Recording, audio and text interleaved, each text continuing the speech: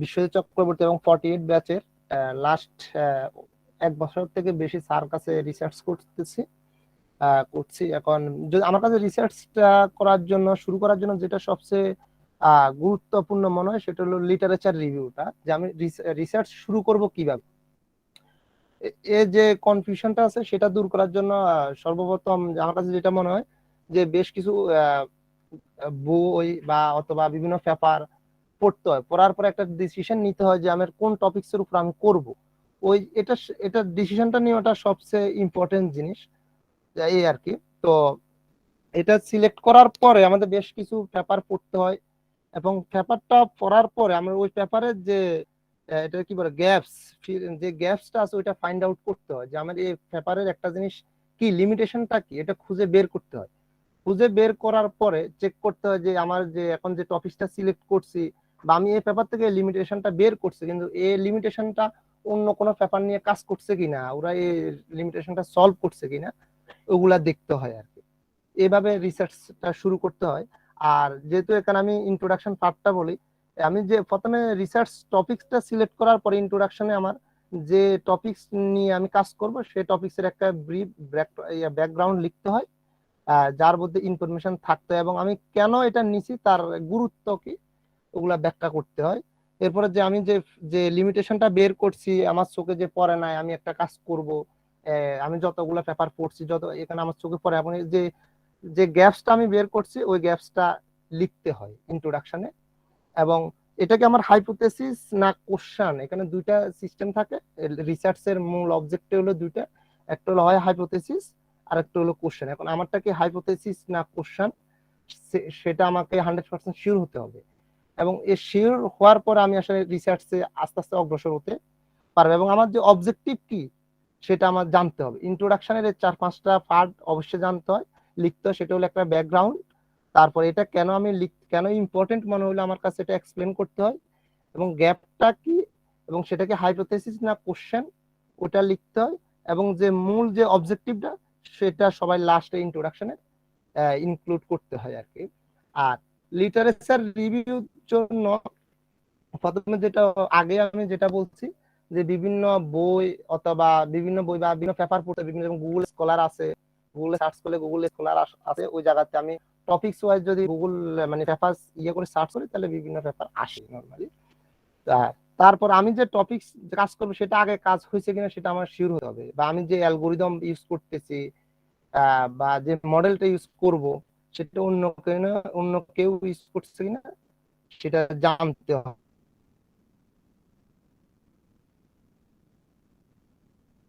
আর কি। আর তারপর রিসার্চ গ্যাপটা বের করতে হয়। তো লিটারেচার রিভিউতে সাধারণত দুইটা পার্ট থাকে, একটা হলো লিটারেচার রিভিউ অথবা সামারি বা আমরা রিলেটেড ওয়ার্ক যেটাকে বলি, আর আরেকটা হলো সিস্টেমেটিক রিভিউ বা সার্ভে পেপার। এটা নর্মালি কম ইউজ করে আন্ডার গ্রাজুয়েশনে আমি যতটুকু জানি। আমরা যেটা নর্মালি ইউজ করি সেটা হলো যে লিটারেচার রিভিউ, সামারি অথবা রিলেটেড ওয়ার্ক। এটা থিসিসের একটা ফাট বলা হয় আর কি ওইটাকে। আর ওইটা করার জন্য ওইটা লিখার জন্য আমাদের যেটা করতে হয় যে আমার এখন কোন অবস্থায় আছে, আমি বিভিন্ন পেপার পড়ার পরে আমি যে টপিক করবো তার কথা বিভিন্ন পেপার পড়বো। তো পেপার পড়ার পর আমার এখন টপিকসটা কোন অবস্থানে আছে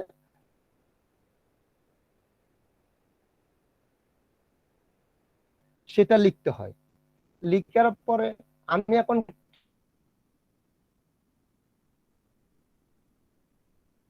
কি করব, আমার যে পোর্শনটা আমার যে এটা কি বলে গ্যাপটা, এখন আমি এখানে কি করব তা লিখতে হয় আর। থ্যাংক ইউ সবাইকে।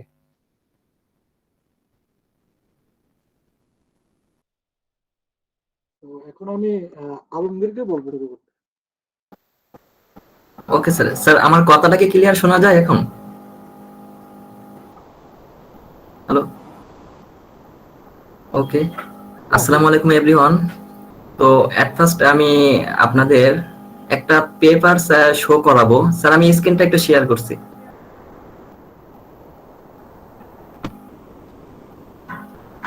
ঠিক আছে।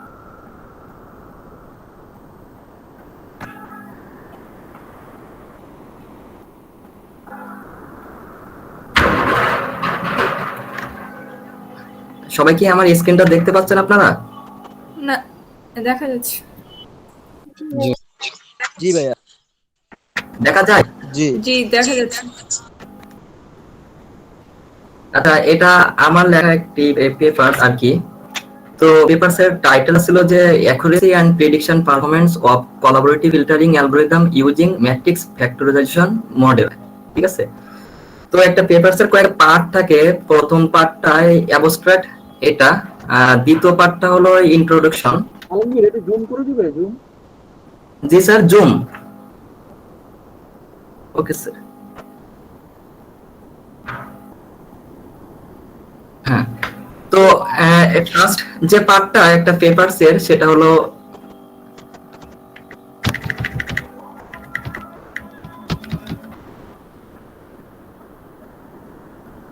সরি একটু বেশি বড় হয়ে গেল। হ্যাঁ, এখন বেশি বড় হয়ে গেছে। ছোট করো, আরো ছোট করো। আরো। ওকে, 10 মিনিট। আবার বেশি ছোট হচ্ছে, তুমি মনে হয় অনেক বেশি ক্লিক করছো, আবার বেশি ছোট হয়ে অটো গেছে। কাজ করতেছে স্যার, অটো কাজ করতেছে স্যার, আসলে সরি স্যার, আমি একটু ঠিক করতেছি স্যার।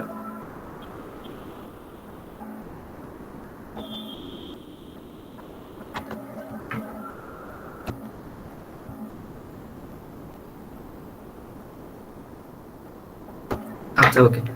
তো ফার্স্ট যে পার্টটা সেটা হলো ম্যাক্সিমাম পেপারে এইটাই থাকে যে প্রথমে ইন্ট্রোডাকশনটা থাকে, সেকেন্ড পার্টটা থাকে ম্যাক্সিমাম লিটারেচার রিভিউ, মানে একটা মানসম্মত পেপারসের যতগুলা পেপার পড়েছি আমরা সেটা থেকে শিখেছি যে 2 নম্বরে থেকে লিটারেচার রিভিউ।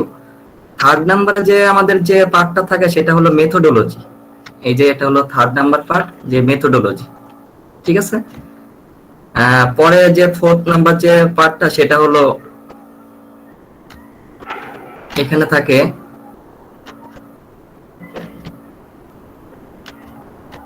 থাকে সাধারণত রেজাল্ট এন্ড ডিসকাশন। এই যে রেজাল্ট এন্ড ডিসকাশন। আর 5 নাম্বার যে পার্টটা থাকে সেখানে থাকে আপনার কনক্লুশন। ঠিক আছে, মানে পেপারসের পুরোটা সারমর্ম। তো যাই হোক, আমি আজকে প্রথমে আমি ইন্ট্রোডাকশন এবং লিটারেচার রিভিউ দুইটি ধারণা দিব আপনাদেরকে আর কি শর্টকাটে। আমি প্রথমে লিটারেচার রিভিউটা আপনাদেরকে একটা ধারণা দিয়ে দিই যে লিটারেচার রিভিউ আসলে কি, এটা আর এটা কেন করতে হয়, কি জন্য লিখতে হয়, সেটার ফার্স্ট আমি ধারণা দিই। আপনারা আমার কথা না শুনলে একটু আমাকে রেসপন্স করবেন।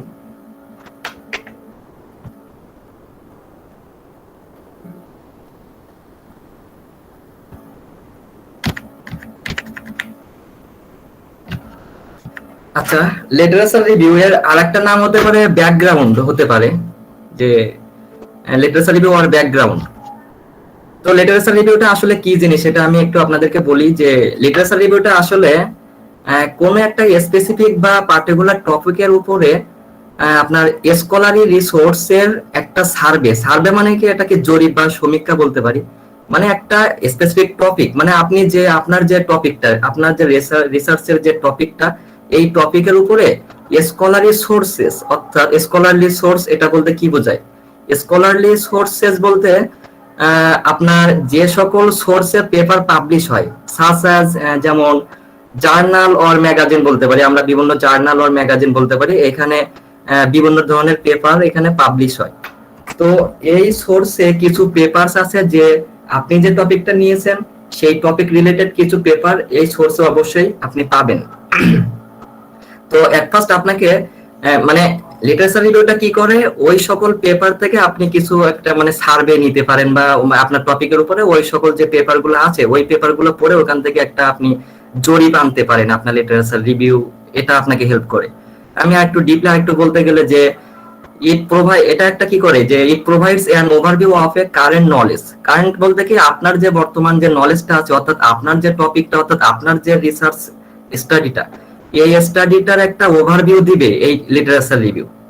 এবং যা দিয়ে আপনি কি করতে পারেন, যেটা আপনাকে দেখেন রিলেভেন্ট থিওরিজ, অর্থাৎ এটা আপনাকে আপনার যে রিলেভেন্ট বলতে কি আপনার পেপারের সাথে সম্পর্কিত এমন কিছু তথ্য দিবে, মেথড মানে কিছু পদ্ধতি, মানে আপনি কিছু তথ্য পাবেন, কিছু পদ্ধতি পাবেন মানে আপনার ওই টপিকের উপরে।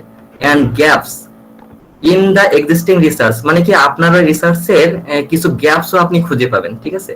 তো মানে আইডেন্টিফাই বলতে কি এগুলো আপনি শনাক্ত করতে পারবেন, মানে এগুলো শনাক্ত করে আপনার লিটারেচার রিভিউটা। অর্থাৎ যেমন আমি একটু এক্সপ্লেন করি যে আসলে এই তথ্য বলতে কি, যে আপনার যে রিলেটেড মানে আপনি যে পেপারসটা নিয়ে মানে আপনি যে টপিকটা নিয়ে পেপারসটা লিখতে চান ওই টপিকের কিছু তথ্য আপনি এখানে দিতে পারবেন, লিটারেচার রিভিউতে আপনি এখানে অ্যাড করতে পারবেন। কিছু পদ্ধতি আপনি খুঁজে পাবেন ওই পেপারগুলো পড়ে, যেটা আপনি লিটারেচার রিভিউতে রাখতে পারবেন। আবার কিছু গ্যাপস খুঁজে পাবেন, যেমন আপনার পেপারসের কিছু গ্যাপস, এই গ্যাপসটা আসলে কি এটা আমি একটু ক্লিয়ার করতে চাই আপনাদের, যে গ্যাপস বা লিমিটেশনটা আসলে কি জিনিস। আসলে গ্যাপসটা হলো, আমি একটু মানে একটা সিম্পল একটা এক্সাম্পল দিই, যে আমরা সাপোজ আমরা বনানী থেকে আমরা আমরা যাব হলো গাবতলী। এখন বনানী থেকে গাবতলী যাওয়ার অনেকগুলো পথ আছে, আমি যতদূর জানি যে এখানে যে সৈনিক ক্লাব দিয়ে হয়তো মিরপুর দিয়ে এক সাইড দিয়ে যাওয়া যায়, আবার মানে মহাখালী হয়ে আরেকভাবে যাওয়া যায়, এবং আব্দুল্লাহপুর দিয়ে যাওয়া যায়। তো আপনারা পেপার গুলো মানে এখন আমি বলি যে সাধারণত সবাই বনানী থেকে গাবতলী গেলে হয়তো মহাখালী বা আপনার সৈনিক ক্লাবের ভিতর দিয়ে হয়তো মিরপুর দিয়ে যায়। এখন আমি দেখলাম যে সবাই তো ওই সাইড দিয়ে যায়, তাহলে অন্য কোনো পথ খুঁজে পাওয়া যায় কিনা এই মানে গাবতলী যাওয়ার। তো আমি বেছে নিলাম হলো আব্দুল্লাহপুর, যে আব্দুল্লাহপুর দিয়ে যে এখান থেকে যে কোনো শর্টকাট পথ আশুলিয়ার ভিতর দিয়ে যদি যাওয়া যায় কিনা, শর্টকাট একটা উপায়। তো যা হোক এই গ্যাপটা হলো এটাই, যে আপনি যে প্রবলেমটা আসলে সলভ করতে চান এটা ওই অন্য পেপারে কিভাবে করেছে, এখন আপনি দেখছেন যে অন্য কোনো উপায় আছে কিনা যে এই প্রবলেমটা সলভ করার। এটা হলো একটা মনে করেন গ্যাপস বা লিমিটেশন হতে পারে, মানে একটা শূন্য পথ খুঁজে পেলেন আপনি যে এই প্রবলেমটা সলভ করার জন্য। তো লিটারেচার রিভিউতে এই পুরো তথ্যগুলো আপনি মানে এটা অ্যাড করতে পারবেন এই জিনিসগুলা। আচ্ছা, তাহলে লিটারেচার রিভিউ কেন ইম্পর্টেন্ট, আমরা প্রথমে কি করতে পারি, যে লিটারেচার রিভিউ আপনাকে কি করতে পারে, যে ফ্যামিলিয়ারাইজ করতে পারে, আপনাকে ফ্যামিলিয়ারাইজ করতে পারে কিসের সাথে, আপনার যে টপিকের যে নলেজ, এই নলেজের সাথে আপনাকে কি করতে পারে, একবারে পুরোপুরি মানে আপনাকে পরিচিত করে দিতে পারে। মানে আপনি বারবার বিভিন্ন পেপার পড়তে পড়তে আপনি পরিচিত হয়ে যাবেন যে আপনার টপিকের যে নলেজটা এই নলেজের সাথে। তারপরে এটা কি করতে পারে, এটা এনশিওর করে যে এই পেপারটা অলরেডি মানে আপনার যে প্রবলেমটা এটা অলরেডি অন্য কেউ সলভ করেছে কিনা এটাও আপনি বুঝতে পারবেন। এই লিটারেচার রিভিউ এই জন্য ইম্পর্টেন্ট। আরেকটা কি করতে পারে, এটা আইডেন্টিফাই করতে পারে যে আপনার গ্যাপটাকে আইডেন্টিফাই করে দিতে পারবে, বা আনরিসলভ প্রবলেম, অর্থাৎ যে সকল প্রবলেম গুলো এখনো মানে সলভ হয় নাই এই ধরনের প্রবলেম গুলো আপনাকে আইডেন্টিফাই করতে পারবে।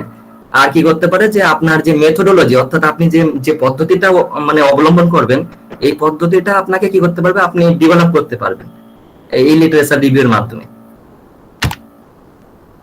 How to write a literature review. Literature review লিখতে গেলে 5টা স্টেপ ফলো করতে হবে একটা।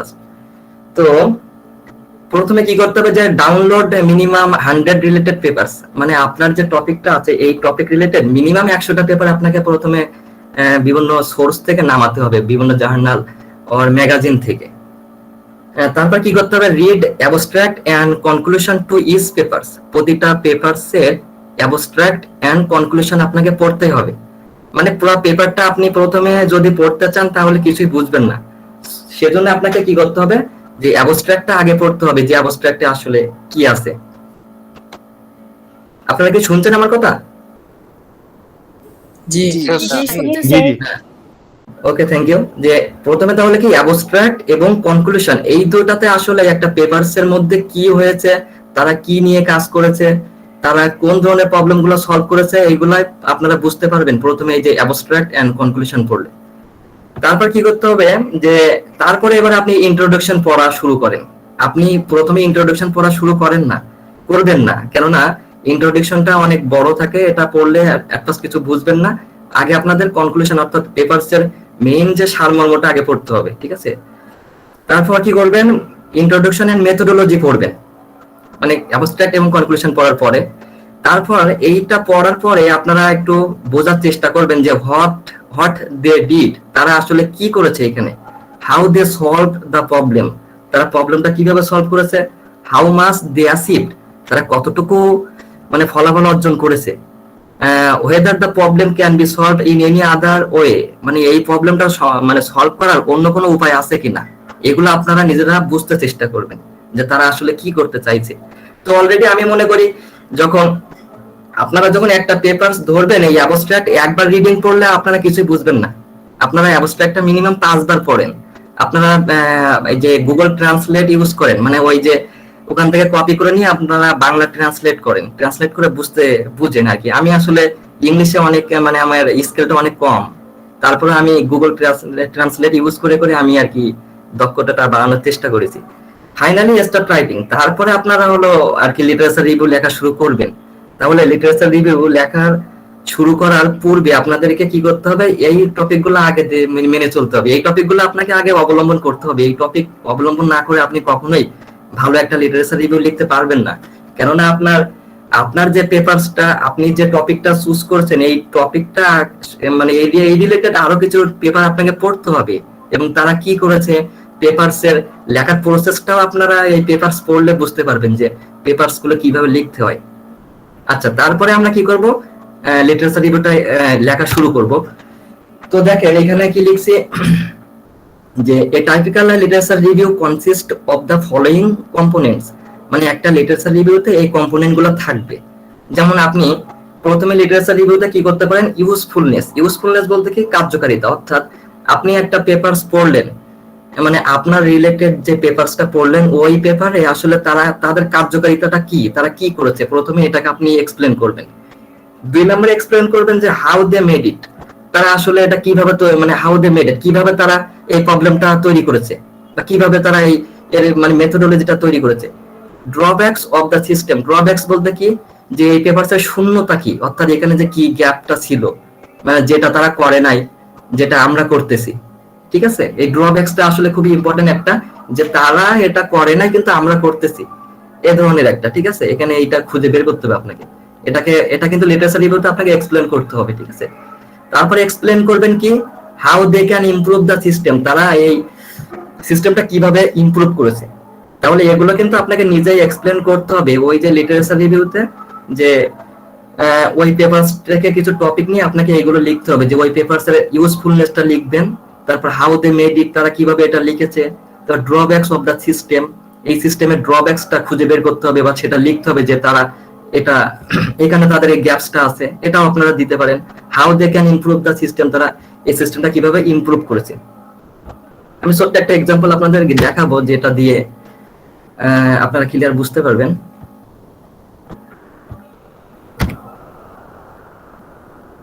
আচ্ছা, যেমন একটা পেপারস আমি দেখাই আপনাদের।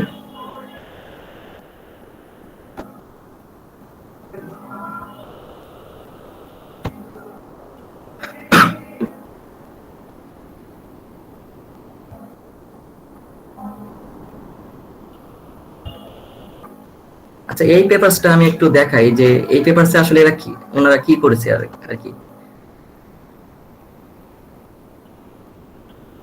এই পেপারসটা আসলে ছিল যে আপনারা এই যে সাপোজ এই যে কোলাবোরেটিভ ফিল্টারিং অ্যালগরিদম, তারপর এই যে ম্যাট্রিক্স ফ্যাক্টরাইজেশন, এটা আসলে আপনারা মনে হয় সবাই পরিচিত না এগুলোর সাথে। এটা একটা মানে মেশিন লার্নিং, আর কোলাবোরেটিভ ফিল্টারিং এটাও একটা মেশিন লার্নিং। তো এই পেপারটা ছিল কি role of matrix factorisation model in collaborative filtering algorithm. তো আপনারা প্রথমে কি করতে পারেন, যে এই যে কোলাবোরেটিভ ফিল্টারিং অ্যালগরিদম, এটা একটা মনে করেন একটা প্রবলেম। এই প্রবলেমটা মানে এটা একটা অ্যালগরিদম, এই অ্যালগরিদমটা অনেকে নানাভাবে কাজে লাগে বা ইউজ করে, বিভিন্ন কাজে ইউজ করে। তো আপনারা কি করতে পারেন, যখন এবার আপনার টপিক মনে করেন এইটাই যে role of matrix factorisation model in collaborative filtering, মানে আপনি এই কোলাবোরেটিভ ফিল্টারিং এর উপরে মানে এটাতে আপনি ম্যাট্রিক্স ফ্যাক্টরাইজেশন মডেলগুলো অ্যাপ্লাই করবেন। ঠিক আছে, বা আমি আমার একটা পেপারস দেখাই।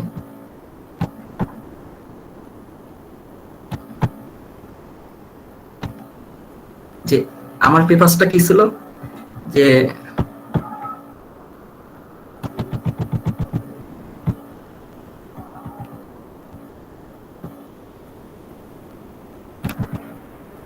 accuracy and prediction performance of collaborative filtering algorithm using matrix factorization model।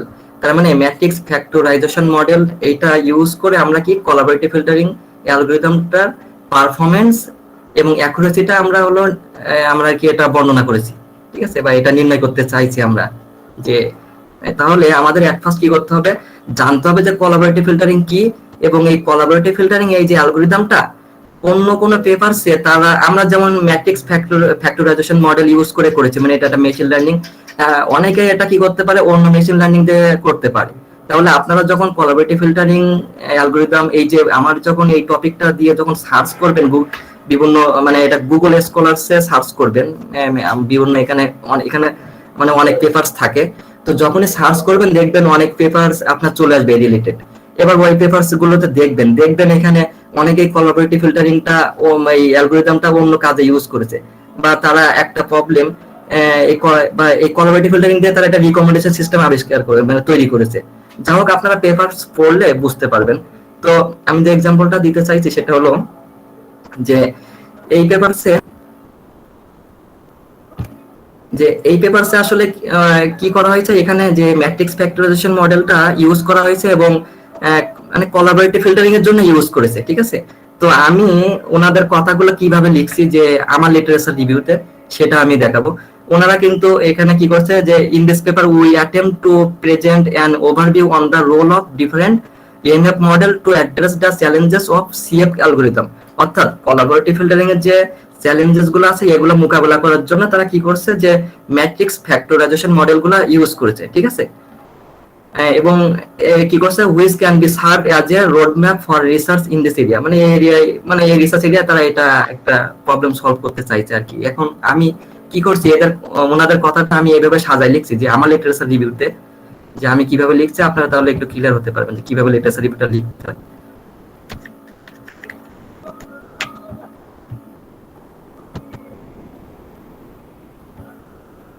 আচ্ছা, ওনাদের এই যে কনক্লুশনটা, ওনাদের যে কনক্লুশনটা পড়লে একটু আরেকটু ক্লিয়ার হবেন যে এখানে কি বলছে।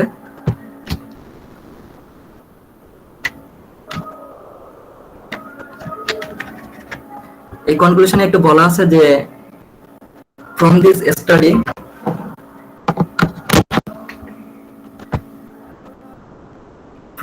study we can say that SBD is able to handle large data set, মানে SBD টা কি করতে পারে একটা বড় ডাটা সেট, তারপর sparseness of rating matrix and scalability problem of CF algorithm efficiently, মানে এই ধরনের প্রবলেমগুলোর জন্য SBD খুবই একটা মানে ভালো একটা মানে এটা হ্যান্ডেল করতে পারে এই ধরনের প্রবলেমগুলো। এই SBD একটা মেশিন লার্নিং, মনে করেন এটা একটা SBD ম্যাট্রিক্স ফ্যাক্টরাইজেশনের একটা মডেল, ঠিক আছে।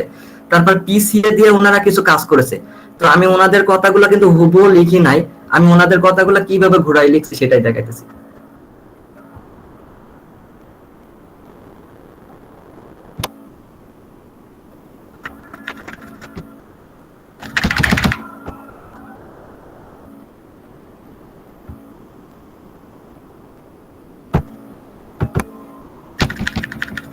এই যে আমি কথাটা এভাবে লিখছি যে ওই পেপারসটা লিখছিল এই যে ধীরাজ বোগদে এবং তার কিছু মানে দুইজন ফ্রেন্ড লিখছিল হয়তো।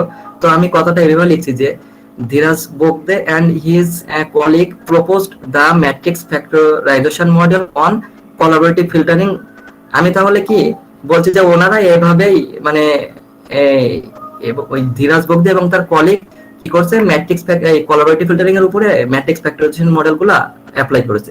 তারপর কি করছে যে during this paper they have to review various matrix factorization models so effect the CF challenges।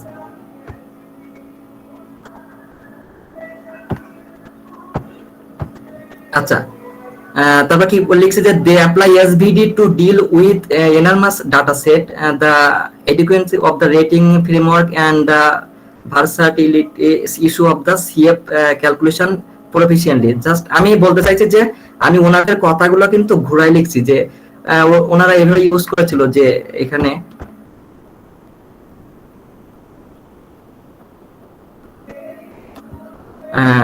এইখানে কি লেখা হয়েছিল যে বলছে PCA is able to find a linear projection of high dimensional data into a lower dimensional subspace such as the variance retained is maximized and the least square reconstruction error is minimized। আচ্ছা, এই কথাটা আমি কিন্তু হুবহু লিখি নাই, এই কথাটাই সেমই আমি লিখছি।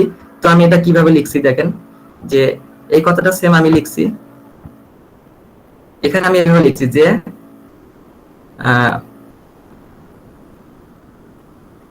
the adequacy of the rating framework and the versatility issue of the CF calculation proficiently and apply PCA. দেখেন এই PCA টা কিন্তু আমি কিভাবে লিখছি, apply PCA for finding a straight projection of high dimensional data into a lower dimensional subspace।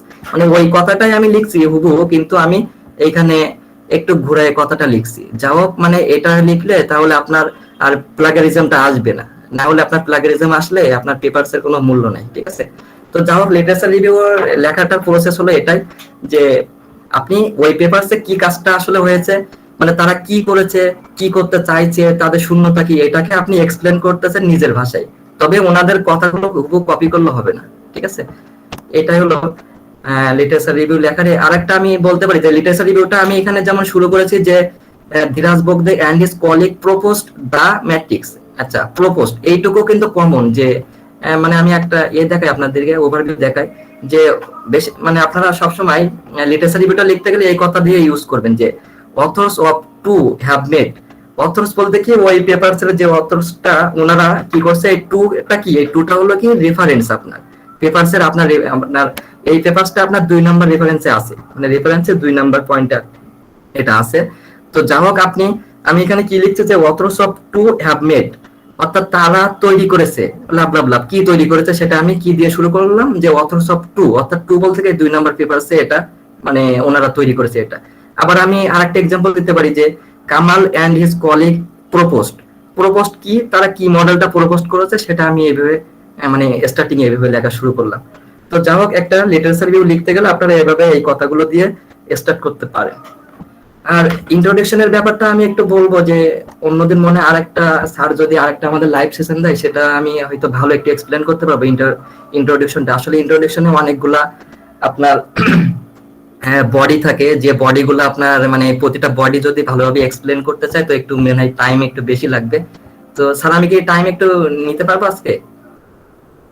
না, just খুব 2-3 মিনিটে ইন্ট্রোডাকশন নিয়ে কিছু বলতে চাইলে বলো, কারণ আমরা আমি শর্টকাটে 1-2 মিনিটের মধ্যে একটু আসলে ইন্ট্রোডাকশনে আমরা প্রথমে যেমন আমার এই যে টপিকটা, এই টপিকটা ছিল যে accuracy and prediction performance of collaborative filtering algorithm using matrix factorisation model. তো আপনাদের প্রথমে ইন্ট্রোডাকশনে কি করতে হবে, আপনাদের প্রথমে ইন্ট্রোডাকশনে এই যে যেমন কোলাবোরেটিভ ফিল্টারিং সম্পর্কে কিছু মানে এখানে বর্ণনা আপনারা দিতে পারেন যে জিনিসটা কি, ম্যাট্রিক্স ফ্যাক্টরাইজেশন জিনিসটা কি, এগুলো আপনারা প্রথমে এক্সপ্লেন করতে পারেন। তারপরে মেইন আপনাদের মেইন গুলো যে অবজেক্টিভটা আসলে প্রথমে এগুলো বর্ণনা দেওয়ার পরে আপনাদের মেইন পেপারসের এইম বা আপনার অবজেক্টিভটা কি, মানে আপনি আসলে কোন প্রবলেমটা সলভ করতে চাচ্ছেন বা আপনি কোন এরিয়াতে আপনার রিসার্চ এরিয়াটা কি।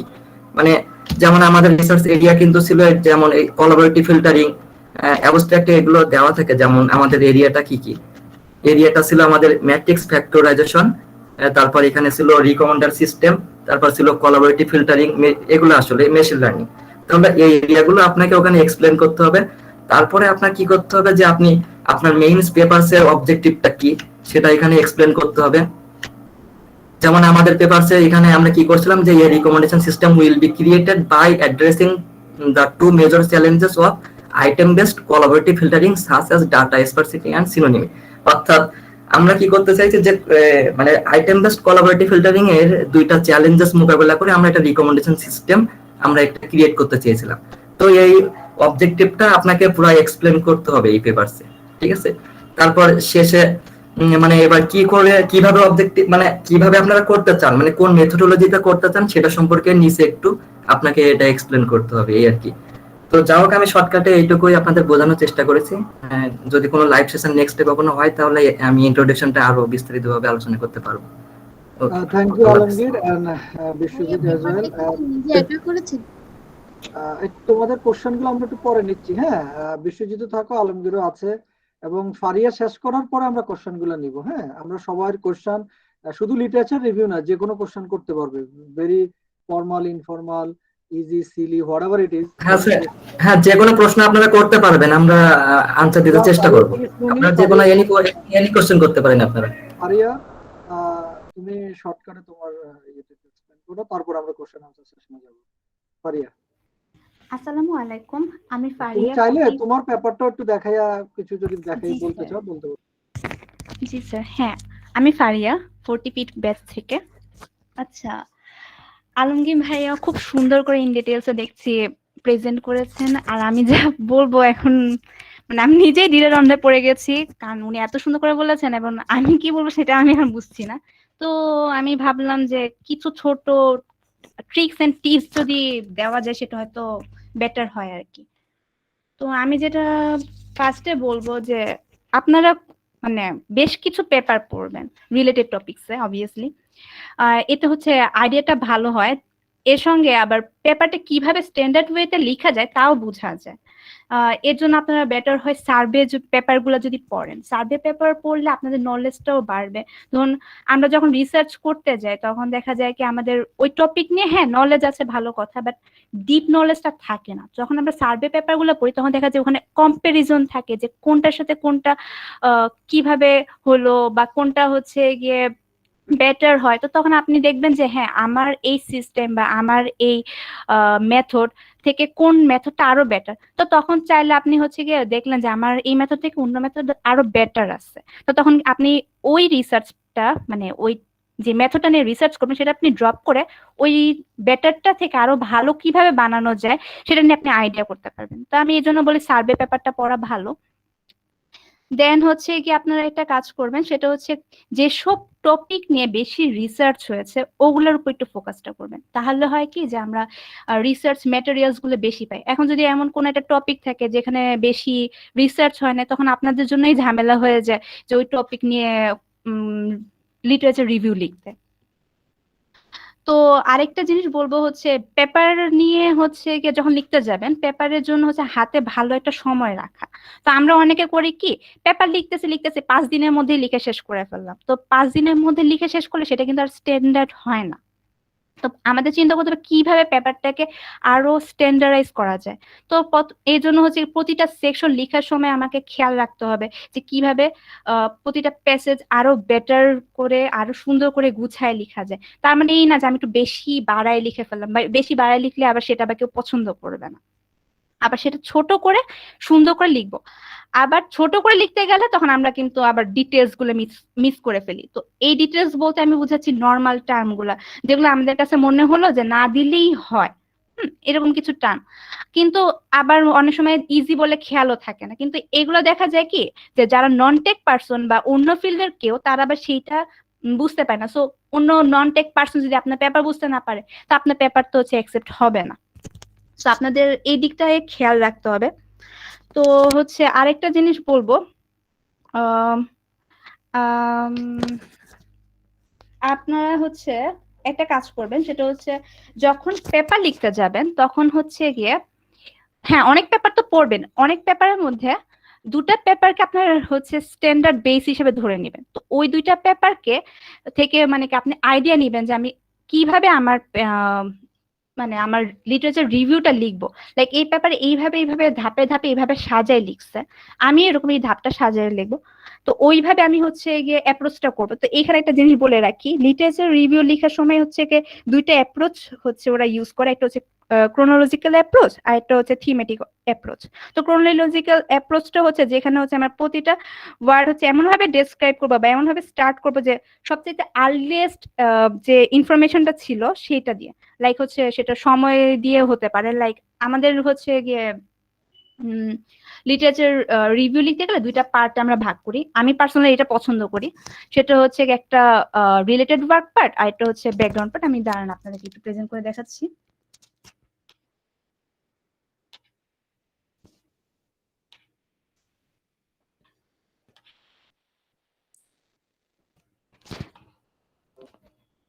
হ্যাঁ দেখা যাচ্ছে? জি আপু। হ্যাঁ জি এই যে লিটারেচার রিভিউটাকে আমি দুইটা ভাগে ভাগ করেছি, এটা হচ্ছে রিলেটেড ওয়ার্কে আর একটা হচ্ছে সিস্টেম ব্যাকগ্রাউন্ডে। তো রিলেটেড ওয়ার্ক পার্টটাকে আমি হচ্ছে ক্রোনোলজিক্যাল অর্ডার লিখেছি। তো এখানে হচ্ছে কি প্রথমে যেটা নিয়ে আগে কাজ হয়েছে সেটা আগে আমি প্রথমে রেখেছি, দেন হচ্ছে সরি রিলেটেড ওয়ার্কে আমি থিমেটিক পার্ট আমি এটা তাহলে পরে বুঝাই। আমি হচ্ছে এই সাইডটা দেখাই সিস্টেম ব্যাকগ্রাউন্ড। আমি হচ্ছে প্রথমে ব্লকচেইন দিয়ে স্টার্ট করেছি, দেন হচ্ছে ডকার, দেন হচ্ছে ফেব্রিক বা কাউচ ডিবি এগুলো নিয়ে আমি স্টার্ট করেছি। সো আমি এখানে হচ্ছে একটা অ্যাপ্রোচটা রেখেছি এমন ভাবে যে হচ্ছে আমি আর্লিয়েস্ট অ্যাভেলেবল ইনফরমেশন, যে আমার প্রথমে ব্লকচেইন নিয়ে হচ্ছে কাজ হয়েছে, ব্লকচেইন নিয়ে হচ্ছে আমি এখানে ইনফরমেশন গুলিয়ে দিয়েছি, তারপর ডকার, দেন হচ্ছে গিয়ে হাইপারলেজার, দেন হচ্ছে কাউচ ডিবি, এইভাবে করে আমি সাজাইছি একটা টাইম হিসেবে বা টাইম অ্যাপ্রোচ। এন্ড দেন হচ্ছে আমি যেটা বলবো সেটা হচ্ছে থিমেটিক অ্যাপ্রোচ। তো এখানে আমি হচ্ছে আমার থিম বেসে এটাকে হচ্ছে গিয়ে সাজাবো, লাইক আমার যে থিমটা বেশি হচ্ছে লাইক ইম্পর্টেন্ট ব্যাপারটা আন্ডারস্ট্যান্ড করার জন্য। তো আমি প্রথমে এখানে আমি একটা ব্লকচেইন রিলেটেড একটা ইয়া দিয়েছি, মানে আমার টপিক হচ্ছে ব্লকচেইন, তো ব্লকচেইন রিলেটেড একটা পেপার নিয়ে এখানে কথা বলেছি যাতে আমি ওনারা বুঝতে পারে যে এখন এক্সিস্টিং যেসব ব্লকচেইন নিয়ে হচ্ছে কাজ হয়েছে, কোনো রিসার্চ হয়েছে, সেগুলোতে কি কি গ্যাপ আছে। দেন হচ্ছে কি আমি হচ্ছে কি লাইক আমাদের দেশ না, সরি ইন্ডিয়ার একটা হচ্ছে complain management, actually complain management বলতে আমি আমার পেপারটা কমপ্লেন ম্যানেজমেন্ট নিয়ে।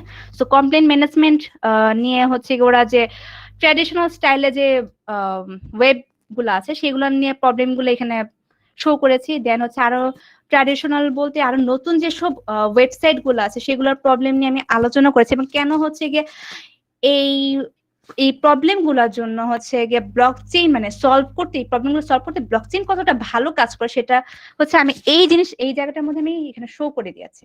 দেন হচ্ছে কি আমার সিস্টেম ব্যাকগ্রাউন্ড আসছে, যেটা আমি আপনাদেরকে বললাম যে এটা হচ্ছে ক্রনোলজিক্যাল অ্যাপ্রোচে গিয়েছে। তো এই হচ্ছে আমার আপাতত টিপস, আপনারা এই জিনিসটা যদি ফলো করেন হচ্ছে আপনাদের জন্য একটু বেটার হয়। আরেকটা জিনিস হচ্ছে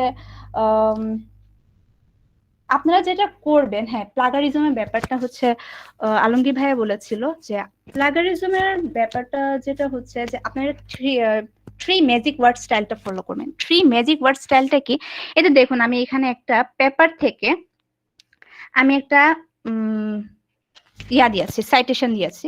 তো আমি এটা কিন্তু পুরা হচ্ছে সাইট করে যদি হুবহু সাইট করে দিই তো আমার তো এটা প্লাগারিস্ট ধরবে, তাই না? তো আমি যেটা করেছি প্রতিটা থ্রি ওয়ার্ড যাতে সেম না হয় সেই ব্যবস্থাটা করেছি। মানে আমি এমন ভাবে লিখবো যে হচ্ছে ওই পেপারের মধ্যে থ্রি ওয়ার্ড পরপর যাতে মানে ওই বলবো যে ওই পেপারে থ্রি ওয়ার্ড যেখানে পরপর যেভাবে ছিল সেটা যাতে আমার এখানে না হয়। তো এটা যদি না হয় তাহলে হচ্ছে কি আমি এখানে প্লাগারাইজ হিসেবে এটা ধরবে না। তো সবচেয়ে বেটার হয় আপনার হচ্ছে পেপারটা আগে পড়ে নিবেন, পড়ে নিয়ে আগে নিজের মতো করে গুছায় লিখবেন। দেন হচ্ছে যখন লিখতে যাবেন তখন দেখবেন যে আপনার তিনটা ওয়ার্ড যদি পরপর সেটা ওই পেপারের সাথে ম্যাচ না হয়। তো এই হচ্ছে আপাতত আমার টিপস। ধন্যবাদ।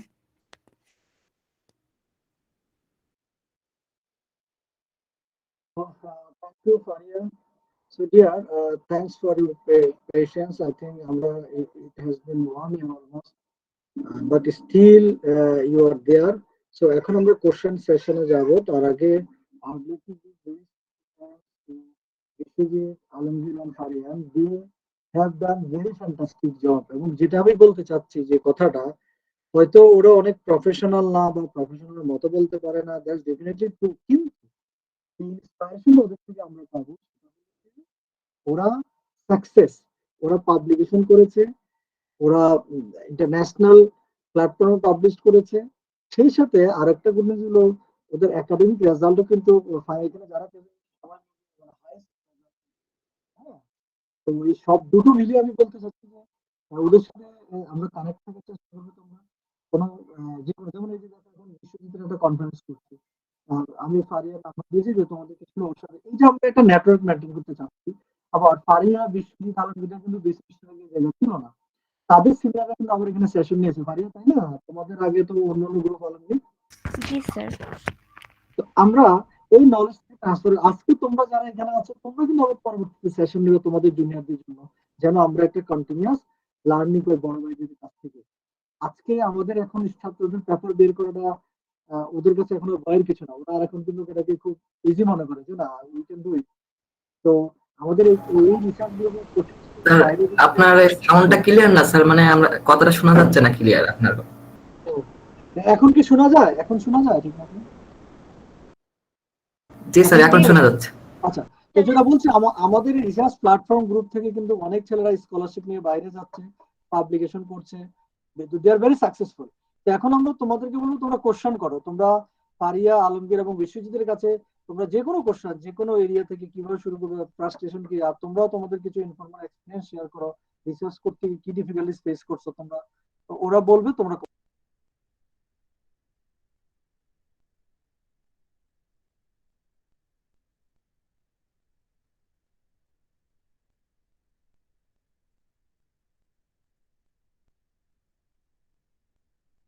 বলো। কারো কোনো কোশ্চেন নেই? এই সবাই কোশ্চেন করো। আকি আছে স্যার। বলো, কোশ্চেন করো। স্যার আলমগীর ভাইকে জিজ্ঞাসা করছিলাম যে উনি যে কাজটা করছেন হ্যাঁ, উনি জি একা করেন, করছেন? জি করেন। ভাই আপনি কাজটা কি একা করেছেন? জি, মানে আপনি কি রিসার্চের কাজটা একা করেছেন? আপনার কথা ক্লিয়ার বুঝি না আমি। তুমি কি কাজটা ভাইয়া একা জিজ্ঞাসা করেছো? করছেন ও আচ্ছা আচ্ছা, হ্যাঁ আমি একা করি নাই, আমরা দুইজন ছিলাম গ্রুপে। শাহিদা আক্তার নামে একটা মেয়ে।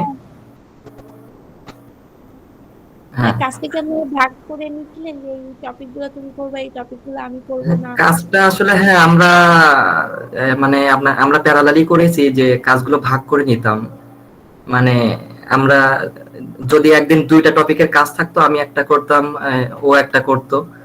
তারপর অনেক সময় আমরা এগুলো ভাগ করে নিয়েছি, যে যেমন ইমপ্লিমেন্টেশনটা আমি করেছি, ও আবার বেশি ডেকোরেশনের কাজটা করেছে, এরকম অনেক সময় ও মানে আমি ডেকোরেশনের কাজ করেছি, ও কিছুটা মানে ইমপ্লিমেন্টেশন করেছে, এভাবে আর কি ইকুয়ালি কাজ করতে হবে। আর ইকুয়ালি কাজ না করলে আপনারা কখনো দ্রুত কাজ শেষ করতে পারবেন না। একজন লেজি হলেন, আর একজন মানে মানে একজন ঘুমাইলেন, আর একজন কাজ করলে, এভাবে কখনো কাজ আপনার শেষ করতে পারবেন না।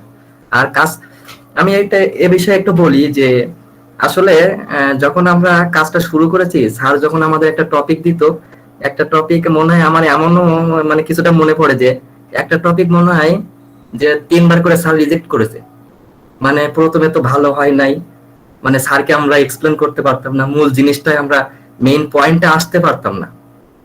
তো এমনও কিছু টপিকে এমন হয়েছে যে স্যার 3-4বার রিজেক্ট করেছে। তারপর আমরা থেমে থাকতাম না, আমরা ভেঙে পড়তাম না। আমরা দুজনই মানে খুবই চেষ্টা করতাম। এমনও দিন গেছে হয়তো রাত্রে 2টা-3টা মানে কাজটা শেষ করে ঘুমাইছি। আর সবচেয়ে বেশি হলো স্যারকে মানে ভয় পেতাম, যে স্যারের কাজটা শেষ করতে হবে যেভাবে হোক। মানে এই ভয়টা সবসময় কাজ করতো, সেজন্য রাত্রে ঘুমটাও করতে পারতাম না ঠিকঠাক কাজ না শেষ করে।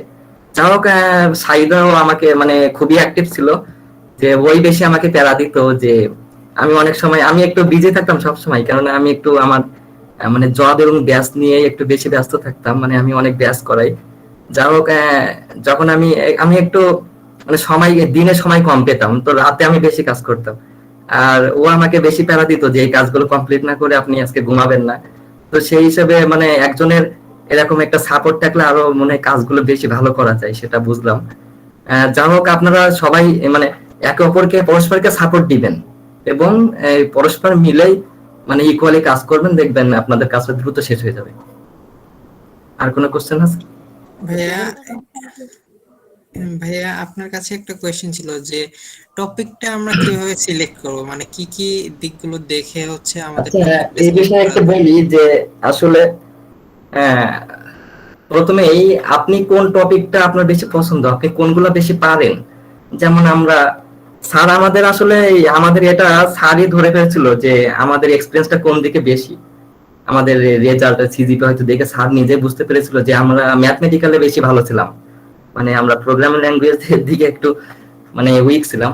যাই হোক, ম্যাথমেটিক্যালে ভালো ছিলাম, সেজন্য আমরা মেশিন লার্নিংটা বেছে নিয়েছিলাম। তো পরবর্তীতে ঠিকই আমাদের প্রোগ্রামিং নিয়ে কাজ করতে হয়েছে, কেননা আমাদের পুরো প্রজেক্টটা শেষ করতে পাইথন দিয়েই করতে হয়েছে, আর পাইথন নিয়ে অনেক স্টাডি করতে হয়েছে। যাই হোক, আপনি আমি বলবো যে আপনি কোন বিষয়ে বেশি মানে কমফোর্টেবল ফিল করেন, আপনি কোনটা বেশি পারেন, সেই টপিক, ফারিয়া একটু শেয়ার করবে সেম কোশ্চেন। ঠিক আছে, সেই টপিকটা আপনাকে মানে আপনারা আর কি চুজ করবেন, যে আপনি যে বিষয়টা বেশি ভালো পারেন। যদি আপনি প্রোগ্রামিং ভালো পারেন তাহলে প্রোগ্রামিং এর দিকে যাবেন, ঠিক আছে, এই আর কি। কারণ এইখানে হচ্ছে যে দেখা যায় যে অনেকেই হচ্ছে টপিক সিলেক্ট করতে পারে না, মানে একটু দ্বিধাদ্বন্দ্বে ভোগে যে আসলে কিভাবে টপিকটা সিলেক্ট করা দরকার বা কোন কোন দিকগুলো দেখে হচ্ছে টপিকটা সিলেক্ট করা দরকার, তো এটা নিয়ে অনেক কনফিউশন থাকে সবার, সেই জন্য কোয়েশনটা।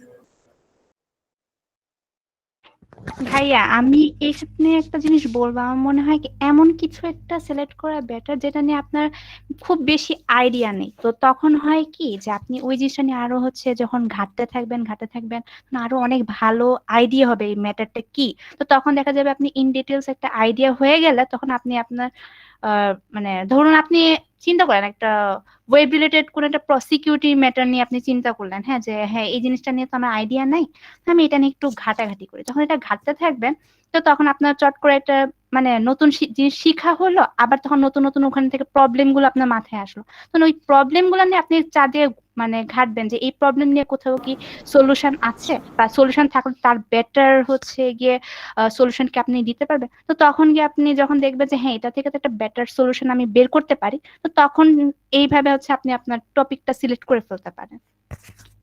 করতে পারেন যে আপনি দেখবেন যে মেশিন লার্নিং এর উপরে কোন ধরনের পেপারস আছে, আপনি সেই পেপারস গুলো পড়তে পড়তে আপনি একটা আইডিয়া চলে আসবে। অথবা আপনি আপনার এই যে মানে ওয়েব অ্যাপ্লিকেশন সম্পর্কে অনেক পেপারস আছে ওয়েব অ্যাপ্লিকেশনের উপরে, আপনি এগুলো পড়তে থাকেন। তারপর বিগ ডাটা যেটা বলে যে, তারপর ব্লকচেইন, এই ধরনের টপিক গুলো পড়েন। আপনার পড়ে তাহলে আপনারা বুঝতে পারবেন যে আপনারা কোন দিকে বেশি পারবেন বা পারতেছেন সেটা। আরেকটা কোয়েশ্চেন ছিল যে এখানে হচ্ছে যে টপিকটা কি এভাবে সিলেক্ট করা উচিত যে আমার হচ্ছে যে রিসোর্স গুলা বেশি আছে বা রিসার্চ পেপার রিলেটেড বেশি আছে, তো ওইভাবে কি টপিকটা সিলেক্ট করা কি বেটার হবে না?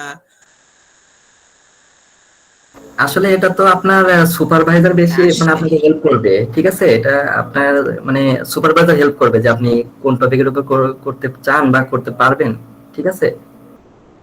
এটা আর কি। অ্যাকচুয়ালি এখানে আমি বলবো আপনি হচ্ছে রিসোর্স যেখানে বেশি আছে সেটা চুজ করা বেটার। এটা মানে কি সব ক্ষেত্রে রিজনটা হচ্ছে কি আপনি যদি এমন কোনো কিছু একটা চুজ করেন যেটা নিয়ে রিসোর্স খুব কম, তার মানে হচ্ছে কি এই পেপারটা অ্যাকচুয়ালি খুব একটা ইম্পর্টেন্সের না, মানে আই মিন এই টপিকটা ইম্পর্টেন্সের নাই, বা এই টপিক নিয়ে কোনো সলিউশন কারো লাগবে না। আর আপনার যে রিসোর্স যদি না থাকে আপনি তো হচ্ছে গিয়ে ভালো করে লিটারেচার রিভিউটাও লিখতে পারবেন না। আচ্ছা, থ্যাংক ইউ। আচ্ছা, আমার একটা কোশ্চেন ছিল। কোশ্চেনটা হচ্ছে, যখন আমরা একটা রিসার্চ পেপার পড়তেছি, তো যেখানে যে আলমগীর ভাই বলতেছিল যে আমরা চেষ্টা করবো ড্রব্যাক গুলো তুলে ধরার জন্য, যে ওরা কি লিমিটেশন আছে ওদের, কি কি করে নাই কাজ। এইখানে প্রশ্ন হচ্ছে যে ড্রব্যাক গুলো আমরা কিভাবে খুঁজে বের করবো? ড্রব্যাক তো থাকতে পারে, তাই না? কিন্তু ড্রব্যাক গুলো যে এই রিলেটেড কাজের সাথে যে ড্রব্যাক গুলো কোথা থেকে আসতেছে বা কি কি হইতে পারে, এই ধরনের ধারণা আমরা কিভাবে পাবো?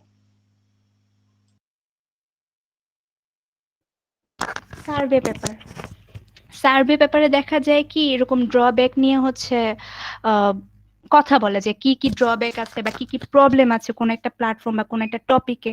হ্যাঁ, তো তখন সার্ভে পেপার গুলো পড়লে একটা আইডিয়া করা যায় যে হ্যাঁ এইসব ফিল্ডে এইসব ড্রব্যাক গুলো আছে। অথবা আপনি আরেকটা কাজ করতে পারেন, যখন কোন একটা পেপার পড়বেন তো তখন হচ্ছে আপনি পড়ার সময় অনেক সময় দেখবেন যখন ওরা উল্লেখ করে দেয় যে ওদের এরকম জিনিস নিয়ে কাজ করা হয় নাই বা এরকম ল্যাকিংস আছে। হ্যাঁ, তখন থাকলে ওইখান থেকে আপনি জানতে পারলেন যে হ্যাঁ এরকম ড্রব্যাক আছে। অথবা আরেকটা জিনিস যেটা করতে পারেন, আপনি হচ্ছে নোট করবেন যে ওরা হচ্ছে ওদের কাজ কি কি নিয়ে করেছে, দেন আরো আরেকটা পেপার দেখবেন ওদের কাজের হচ্ছে মেইন থিমটা নিয়ে আরেকটা নোট করবেন। তো এরকম 4-5টা যখন নোট করবেন তখন দেখবেন যে একটা আপনার মনে হবে অনেকগুলো কোশ্চেন আসবে যে আচ্ছা ওরা তো এইভাবে এটা করতে পারতো, এটা ওরা এইভাবে করলো না কেন, বা ওদের তো এই জিনিসটা কেমন যেন একটু খটকা লাগছে। তো এরকম যখন আপনার মাথায় আসবে তখন এরকম অনেকগুলো পেপার ঘাটার পর দেখেন বুঝবেন যে হ্যাঁ এই আসলে এই জিনিসটা নিয়ে একটা আসলে একটা সমস্যা আছে, বা এই জিনিসটা নিয়ে কেউ কখনো মানে কি ওইরকম ভালো করে কিছু গুছায় লিখে নেয় বা গুছায় কিছু করে না, তখন আপনি ওই জিনিসটা নিয়ে হচ্ছে ভালো করে একটা কিছু লিখতে পারলেন। ধরেন আমি হচ্ছে এটা ড্রব্যাক পাই করলাম ওদের এরকম রিসার্চ পেপার করার পরে, বাট দেখা গেল যে ড্রব্যাকটা ওদের যখন করলাম, ওই ড্রব্যাকটা নিয়ে কাজ করলাম, ওটা এফিসিয়েন্ট হইলো না। মানে এফিসিয়েন্ট হইলো না বলতে ও এফিসিয়েন্ট, বাট যদি আমি ওদের সাথে কম্পারেটিভলি চিন্তা করি তাহলে ওইটার মতন এফিসিয়েন্ট না। তাহলে সেই ক্ষেত্রে কি এটাকে স্কিপ করা বেটার হবে নাকি আমি এটাকে কন্টিনিউ করবো?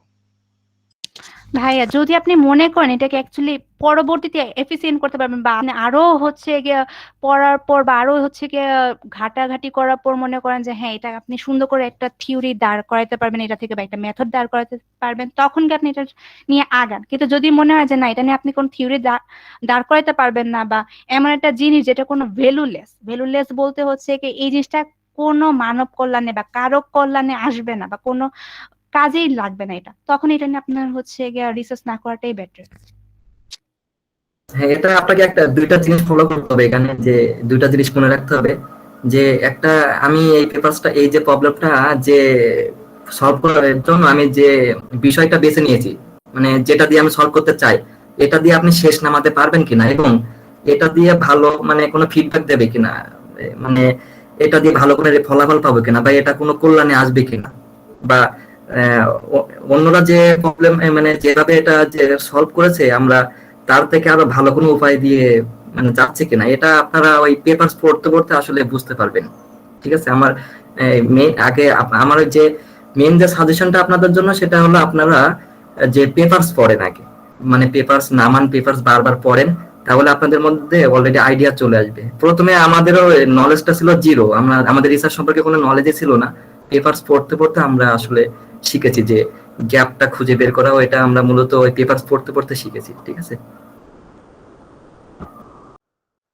ভাইয়া এখানে আরেকটা জিনিস আমি অ্যাড করি, সেটা হচ্ছে পেপারস পড়ার সময় কিন্তু আপনি লো কোয়ালিটি পেপারস পড়বেন না। আপনি সব সময় দেখবেন যে খুব ভালো জার্নালের আপনার ওই টপিক নিয়ে কি কি পেপার আছে সেই পেপারগুলো নিয়ে আপনি পড়বেন। যদি আপনি এটা লো কোয়ালিটির জার্নাল বা এমন একটা জার্নাল সেটা ফেক, ওখান থেকে আপনি না জেনে যে এটা পেপার নিয়ে পড়া শুরু করে দেন, সেটা কোনো কাজে লাগবে না। আর এক্ষেত্রে আপনি একটা কাজ করতে পারেন, যারা হচ্ছে পিএইচডি বা পোস্ট ডক্টরেট এরকম নামি দামি ভালো মানুষের পেপারগুলো আপনি ঘেটে দেখতে পারেন।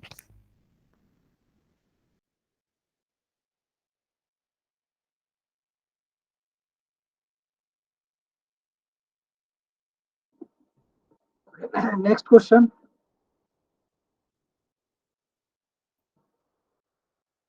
ইলিয়াস তুমি কোশ্চেন করো।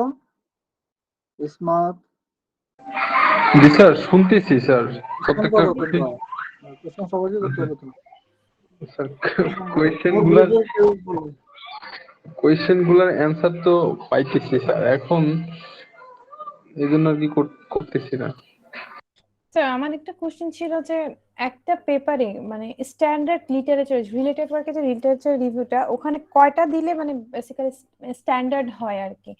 দেখা গেল আমি 25টা পেপার পড়লাম, 30টা পেপার পড়লাম, মানে 30টারই কি ওখানে কাজগুলো দিব, নাকি স্ট্যান্ডার্ড আমি ভালো দেখে স্ট্যান্ডার্ড 10টা লিখতে পারলে 10টাই বেটার হবে? কয়টা লিখলে ওখানে বেটার হয়?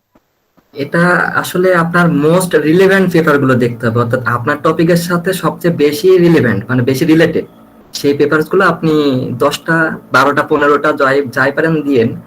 তবে আমার মনে হয় 10-12টা এনাফ, বেশি লাগে না আর কি।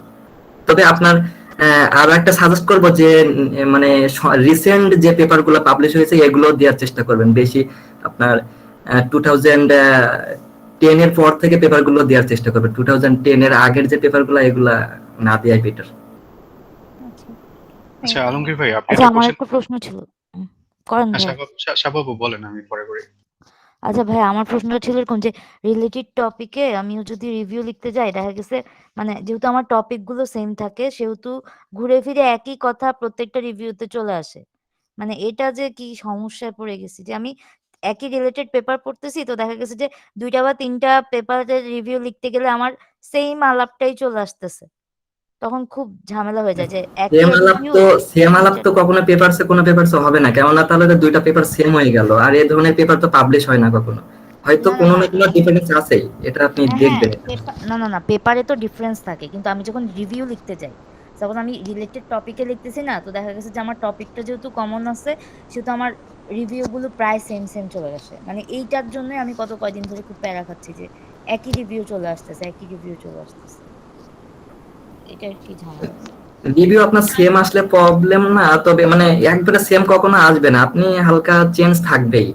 ঠিক আছে আপু, আপনি ওদের মেথড গুলোর দিকে একটু নজর দেন, দেখবেন যে মেথডের মধ্যে কোথাও না কোথাও হচ্ছে মেথডোলজিটা দেখতে পারেন, মেথডোলজিটা কিভাবে প্রসেসে এটা সলভ করেছে এটাও দেখতে পারেন, মেথডোলজিটা। ঠিক আছে বুঝতে পারছি। থ্যাংক ইউ ভাই, তাহলে চেঞ্জ থ্যাংক আসবে। ইউ হ্যাঁ আপু।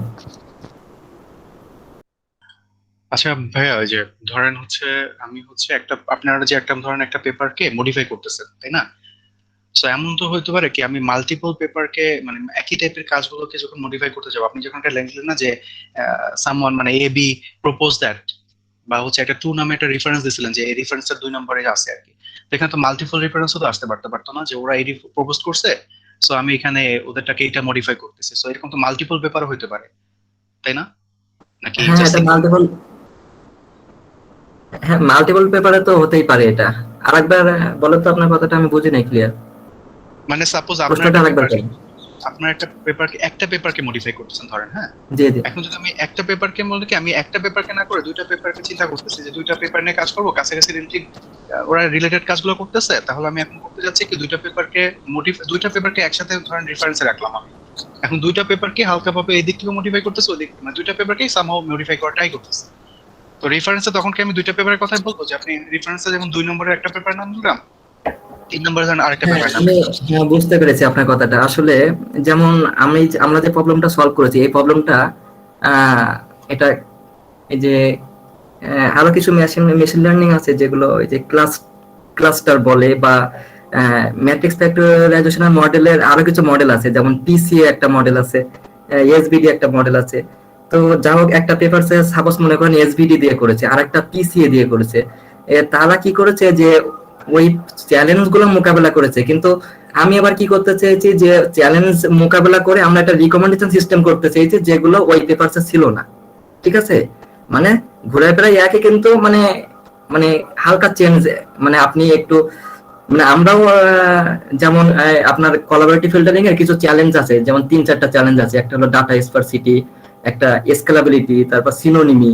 তো বিভিন্ন পেপারসে ওই চ্যালেঞ্জ গুলো মোকাবেলা করে একটা মানে তারা মোকাবেলা করে একটা মানে প্রবলেমটা সলভ করে। কিন্তু অনেকেই কি করে, ওই যে রিকমেন্ডেশন সিস্টেমটা অনেকেই করেনি এই প্রবলেম গুলো সলভ করে। তো আমরা কি করেছি, একটা ক্লিয়ার একটা মানে ওভারভিউ দিতে চেয়েছি যে একটা রিকমেন্ডেশন সিস্টেম করেছি যেটা কোনো পেপারসে ছিল না। যা হোক মানে এই ধরনের হালকা চেঞ্জ আপনারা মানে আনতে পারবেন বা শিখবেন এগুলা করতে করতে। ঠিক আছে, এটাই আর কি। একটা পেপারসে আপনি এটা এক্সপ্লেন করে দিবেন যে ওই পেপারসে এসবিডি দিয়ে করেছে, এই প্রবলেমটা সলভ করেছে, আর এই পেপারসে পিসিএ দিয়ে করেছে। এইভাবে আপনি এক্সপ্লেন করবেন, মানে একই প্রবলেম কিন্তু বিভিন্ন পেপারসে বিভিন্ন প্রসেসে আপনার সলভ করে, সেইগুলো এক্সপ্লেন করবেন আপনার লিটারেচার রিভিউতে। ঠিক আছে, জি। আপনি এখানে আরো কিছু আনতে পারেন, যেমন আমার এই পেপারসে যেমন এই যে কোলাবোরেটিভ ফিল্টারিং এর যে প্রবলেমগুলো কি কি দিয়ে সলভ করেছে। আবার অনেক সময় এই যে ম্যাট্রিক্স ফ্যাক্টরাইজেশন যে মডেলটা, এটা মানে শুধু কোলাবোরেটিভ ফিল্টারিং এর কাজে না লাগিয়ে অন্য কোনো কাজেও তো অনেক পেপারসে লাগাতে পারে। এই যে এই লার্নিংটা মানে মেশিন লার্নিংটা, যে এই যে ম্যাট্রিক্স ফ্যাক্টরাইজেশন, যে এটা কিন্তু অন্য কোনো কাজে লাগাতে পারে, সেটাও আপনি তুলে ধরতে পারেন। ঠিক আছে, এটাই আর কি।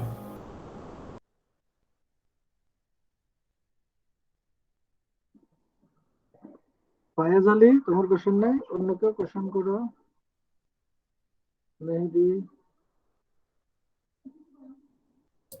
স্যার আমরা যারা মানে ছোট মানে হচ্ছে স্যার 52 ব্যাচের, তো আমরা আর কি কবে থেকে আর কি স্যার রিসার্চটা শুরু করব, আর আমাদের কত ক্রেডিট কমপ্লিট হওয়া লাগবে, এরকম কি যদি কিছু সাজেশন দিত তাহলে একটু ভালো হতো স্যার। আচ্ছা ফারিয়া আগে বলো, তারপরে আলমগীর বলো। ফারিয়া বলো।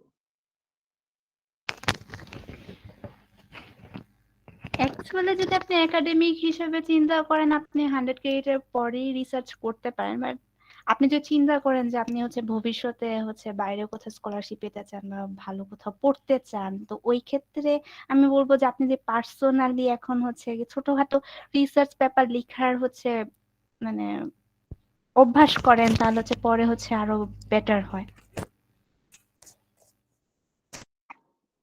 আলমগীর বলো। আপনি যে সেমিস্টারে মনে করেন রিসার্চটা নিবেন বা রেজিস্ট্রেশন করবেন, তার 1-2 সেমিস্টার আগের থেকে প্র্যাকটিস শুরু করেন। মানে আপনি যে এরিয়া মানে আপনাদের রিসার্চ এরিয়া, বা আপনি যে এরিয়ার উপরে রিসার্চটা করতে চান, বা আপনি যেটা ভালো পারবেন, এটা নিয়ে আপনি রিসার্চ রেজিস্ট্রেশনটা করার আগে আরো 2-1 সেমিস্টার থেকে আপনি প্র্যাকটিস শুরু করেন। রনি আছো, এই ব্যাপারে তুমি কিছু বলতে পারো রনি? রাকিবুল হাসান রনি। জি স্যার, আমি মনে করি অন্তত 1 বছর সময় নিয়ে করলে সবচেয়ে বেটার আর কি, মানে বেস্ট আউটপুট পাওয়া যায়। কারণ অনেক সময় কনফারেন্সে বা বিভিন্ন জার্নালের মধ্যে পেপার সাবমিশন, তারপর পেপারের ফরম্যাটিং গুলো দেখা, তারপর ওখান থেকে ফিডব্যাক আসে, ফিডব্যাক গুলো নিয়ে হচ্ছে পেপারটা বারবার আপডেট করা, এগুলো করতে করতে 1 বছরের মতো সময় লাগে। তো 1 বছর সময় নিয়ে কাজটা করলে একটা মানে বেস্ট একটা আউটপুট পাওয়া যায়। তোমার জার্নিটা একটু শেয়ার করো। আচ্ছা, রনিরও কি কোনো রিসার্চ পেপার পাবলিশ হয়েছিল? হ্যাঁ, ওটা তো একসেপ্ট হইলো। আচ্ছা, বলো। কংগ্রেটস। মানে আমি গত বছর নভেম্বরের দিকে আর কি শুরু করছি স্যারের সাথে রিসার্চ করা। আর রিসার্চ তো রেজিস্ট্রেশন করলাম হচ্ছে মাত্র লাস্ট সেমিস্টারে, আর এই সেমিস্টারে আমি ফাইনাল দিব আর কি, এখনো ফাইনাল দেইনি।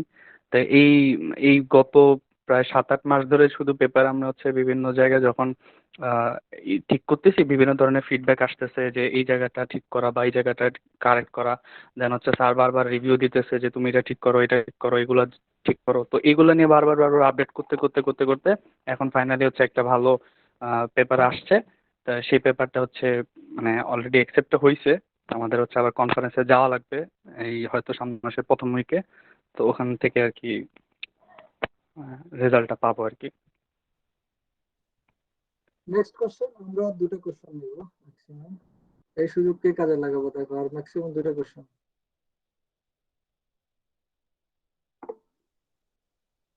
রাকিবুল হাসানের প্রশ্নটা পড়ে অ্যান্সার দাও যে কয়েকজন।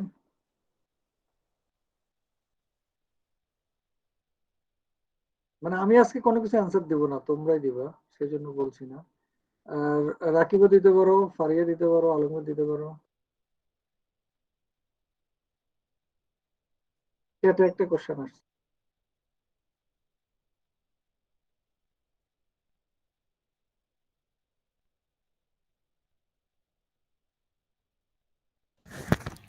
ভাই একটা জিনিস যেটা শেয়ার করবো সেটা হচ্ছে রিসার্চ করতে আপনার যে প্রোগ্রামিং ভালো পারতেই হবে এরকম কিছু না। মজার জিনিস হচ্ছে আপনি কিন্তু সুডো কোড লিখে হচ্ছে পার পেয়ে যেতে পারবেন। সো আপনি আপনি যদি ভাবেন যে আমার প্রোগ্রামিং জানাই লাগবে না, জানলে তো আমার রিসার্চ পেপার লেখা হবে না, সেটা কিন্তু না। আপনার ভালো আইডিয়া আছে, আপনি একটা সুন্দর শক্ত একটা মেথড ক্রিয়েট করতে পারবেন, হ্যাঁ আপনি রিসার্চ পেপার লেখার জন্য পারফেক্ট। এর জন্য যে হচ্ছে গিয়ে আপনাকে ম্যাথও করতে হবে তাও না। যদি আপনি ম্যাথ পারেন আর সেটা দিয়ে ম্যাথ দিয়ে একটা ভালো সুন্দর একটা হচ্ছে সূত্র রেডি করে দিতে পারেন ওটার জন্য, হ্যাঁ ওটা একটা প্লাস পয়েন্ট। এখানে আমি একটা কথা বলতে চাচ্ছিলাম, আমি কি বলতে পারি? বলো বলো। যে রিসার্চ করতে গেলে প্রোগ্রামিং পারা লাগবে না, এই কথাটা আসলে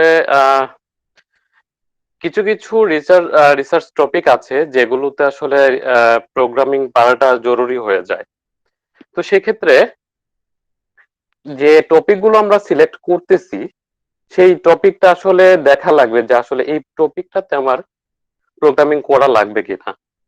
যদি ওই টপিকটাতে প্রোগ্রামিং করা লাগে তাহলে অবশ্যই কমপক্ষে একজন মেম্বার হওয়া উচিত যিনি প্রোগ্রামিং এ ভালো পারে, হ্যাঁ প্রোগ্রামিং এ বেস্ট। তো সেই ক্ষেত্রে প্রোগ্রামিংটা খুবই জরুরি, এটা আমার মনে হয় আর কি। এটা পার্টিকুলার কিছু কিছু টপিক। আর যদি মনে হয় যে ও টপিকটা এমন ভাবে টপিকটা সিলেক্ট করলাম যে টপিকটাতে আসলে প্রোগ্রামিং এর কিছুই নেই বা কিছু দরকার লাগবে না, সেই ক্ষেত্রে প্রোগ্রামিং না হলেও চলবে। স্যার এটা সম্পর্কে আপনি কি বলেন? ঠিক আছে, আমি আজকে কোনো ক্লারিফাই করব না, তোমাদের দিয়ে অ্যান্সার দিচ্ছি বা সেশনটা করো। আর লাস্ট আমরা একটা কোশ্চেন নেব, কে করবো? That lucky person, last question. G sir, আমি করতে চাচ্ছি। ওকে কাজী সারিয়া। স্যার মানে আমাদের রিসার্চ যখন করব তখন একা যদি করতে হয় কোনো ক্ষেত্রে, আমাদের মানে টিমে মেম্বার না থাকে বা ওই টপিকে কেউ ইন্টারেস্টেড না, তখন হচ্ছে এটা কি কি টাইপের ডিফিকাল্টি আমাদের সম্মুখীন হতে পারে? তোমরা আনসার দাও, আলমগীর বা